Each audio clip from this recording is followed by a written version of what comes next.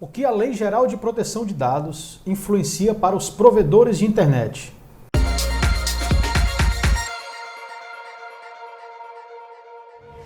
Porque a operação do provedor de internet, ela depende, assim como nós dependemos do ar para viver, ela depende dos dados pessoais dos clientes para poder funcionar. Então veja que o fluxo de dados dentro de um provedor de conexão é intenso. Desde a sua captação até o encerramento do serviço. A gente fala muito de ciclo de vida dos dados. Quando é que esse dado nasce? No momento que ele é captado, coletado. Ele é coletado aonde? No PDV, na loja? É na internet? Ou é através de um vendedor que fomenta vendas? Vamos pensar num fluxo, para a gente adequar agora nosso assunto ao provedor de internet. O que é que nós temos? O provedor de internet, ele pega, quando vai fechar com o cliente, então ele pega ali CPF do cliente, RG do cliente, endereço, o plano que ele vai utilizar, né? O provedor de internet ele tem acesso a quantos mega, digamos assim, o horário de consumo do cliente, o horário que consome mais, o horário que consome menos. E os provedores de internet eles guardam essas informações porque eles precisam guardar essas informações. Então esses dados pessoais dos clientes, eles têm alguma sensibilidade e o provedor de internet ele vai precisar ter alguma responsabilidade e algum cuidado especial com a Lei Geral de Proteção de Dados? Completamente. Entenda assim que a Lei Geral de Proteção de Dados, Alan, ela se aplica para qualquer pessoa, física ou jurídica, que trate dados com fim econômico ou não. Muita gente fala que não é com fins econômicos. Mas, por exemplo, o Estado, na figura do Estado, é o maior controlador de dados que existe. E ele trata dados não com fim econômico, mas com fim de desenvolvimento de políticas públicas e de cumprimento de atribuições legais. É só para exemplificar. O provedor de conexão, ele recebe os dados do cliente, coletou esses dados, ele gerou um contrato, conectou, né, iluminou a casa do cliente, iluminou, mas pode ser a rádio, né? Eu estou falando de fibra, né? De fibra, a gente fala. Mas enfim, conectou o cliente, botou o cliente no cyberespaço, e aí ele pegou esse dado, esses dados ele primeiro compartilha dentro do programa de gestão de base de clientes, C-Suite, MK Solution, enfim. Então, vem o primeiro questionamento. Essa plataforma, ela é on-board, está dentro da casa do cliente ou ele está em cloud? Está instalado no provedor ou está na nuvem? Isso já implica. Isso. Se ele está hospedado no provedor? No provedor, no servidor do provedor de conexão, que medida de segurança você está adotando para poder resguardar aqueles dados? Primeira questão. Se ele está em nuvem, olha, o pessoal não gosta tanto de fazer segurança em provedores, né? O pessoal não gosta, eu não entendo. Mas e o que implica, então? A lei, ela trata alguma coisa sobre isso, que tem que manter protegido? Completamente. Um dos princípios da LGPD é o princípio da segurança, que você tem que adotar medidas de segurança, e aí a segurança, quando a gente fala de segurança, a gente está falando de segurança da informação e tecnologia da informação também, certo. Mas medidas administrativas, jurídicas e tecnológicas para você preservar e proteger aqueles dados de acessos indevidos, nós estamos falando de ataques, né, externos, e de acessos indevidos internos, porque não tem sentido que o pessoal, por exemplo, do RH tenha acesso a dados de cliente. Olha que interessante. Então, ou seja, dentro da própria empresa tem que ter uma segurança também. Lógico, você tem que segregar. O técnico não precisa ter acesso ao CPF do cliente, por exemplo. Ele precisa saber o endereço só na hora da ordem de serviço. Exatamente. Assim, o RH tem as informações restritas. Você tocou num assunto muito interessante, porque a gente tem que avaliar o seguinte. O técnico ele recebe um OS para fazer uma instalação.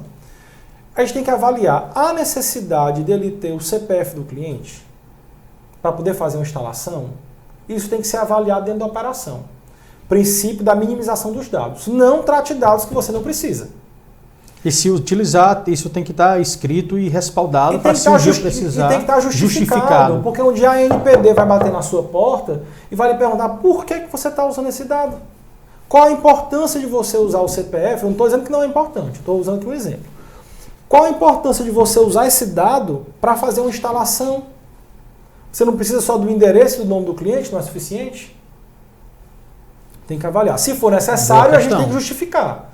O CPF é necessário por isso, por isso, por isso, por isso. Como, por exemplo, tem um cliente que dentro do contrato dele ele coloca o nome da mãe.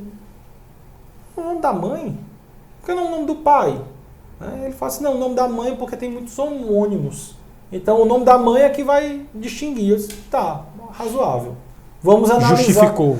Vamos avaliar para, quando a gente estiver nessa fase do projeto de implementação, se realmente é necessário.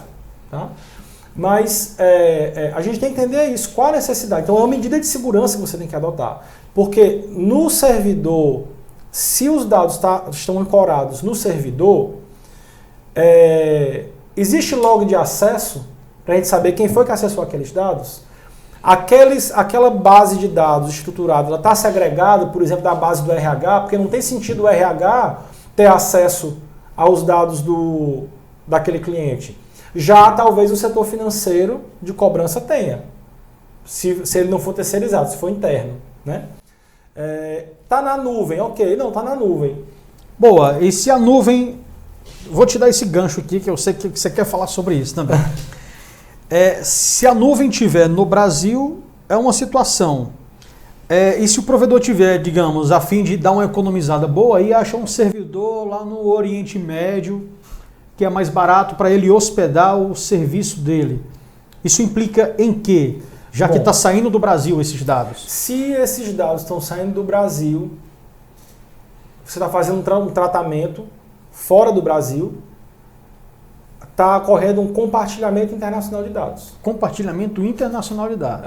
Veja a situação, hein? Porque você está pegando os dados que foram sem sair de casa, você está fazendo um compartilhamento internacional de dados. Só estão indo seus dados, você está ficando. Você está ficando. E aí, esses dados estão sendo alocados, armazenados, que o armazenamento é um tratamento de dados, numa cloud fora do país. Aí vem o questionamento. Que medida de segurança ele adota? Que medida de segurança esse operador de dados pessoais adota? Ele está adequado? Existe uma interoperabilidade jurídica entre esses países, o Brasil e esse país do Oriente Médio? Existe tratamento, a gente fala muito aliás, vocês advogados falam muito na cooperação. Existe cooperação entre esses dois países para caso o Brasil precise ter acesso a esses dados, aquele outro país, ele tem, isso se enquadra também? Ele tem acordo de, não, ó, se você precisar me chama aqui que eu compartilho contigo, de governo para governo, por exemplo. A tônica da LGPD, que é a mesma tônica do GDPR, que é a lei europeia de regulamento de proteção de dados, que a nossa lei foi inspirada no GDPR, que é uma lei muito boa, a grosso modo diz o seguinte: você não pode compartilhar dados com países que não estejam adequados. Então aí é que reside uma das belezas da LGPD, porque ela é importante para o desenvolvimento econômico. Na Europa, já se entende que empresas do mesmo ramo que não estão adotando medidas de adequação e estão funcionando, elas estão praticando concorrência desleal. Porque a adequação e o zelo com a proteção de dados, ela é um investimento alto e permanente. Alto e permanente. Então, se você tem um provedor de conexão que está tendo zelo, está gastando, eu não gosto de falar gastar, está investindo, está tendo cuidado com a vida do seu cliente, e tem outro que não está aqui com a catraca solta, fazendo tudo de todo jeito, esse aqui está com um custo operacional muito menor e está conseguindo vender um serviço de internet a um preço mais baixo, porque o custo dele é muito mais baixo. Então, que justiça, que paridade de armas há nisso? Não há. Na Europa já tem um entendimento nesse sentido. Né? E os órgãos de fiscalização estão chegando junto, e cada país tem o seu. Né? Brando, me veio agora uma curiosidade bem interessante que eu quero puxar para os nossos espectadores que estão aí no YouTube acompanhando a gente. A nossa conversa está muito boa, e como a nossa conversa está muito boa, a gente agora vai dividir para o terceiro vídeo, tá? A pergunta que o Breno vai me responder no terceiro vídeo vai ser as seguintes perguntas para o pessoal assistir o terceiro vídeo, Breno. E as empresas que terceirizam o setor de cobrança? E as empresas que têm uma central de atendimento externa? Ou seja, que o provedor de internet ele terceiriza o setor de cobrança, então você precisa compartilhar as informações críticas, né, que é o que cada pessoa está devendo. Então, quando você terceiriza a parte de atendimento, você tem que compartilhar a sua base de dados também. Então, no terceiro vídeo, você vai ficar aí, o Breno vai explicar isso, como a LGPD impacta sobre esse assunto.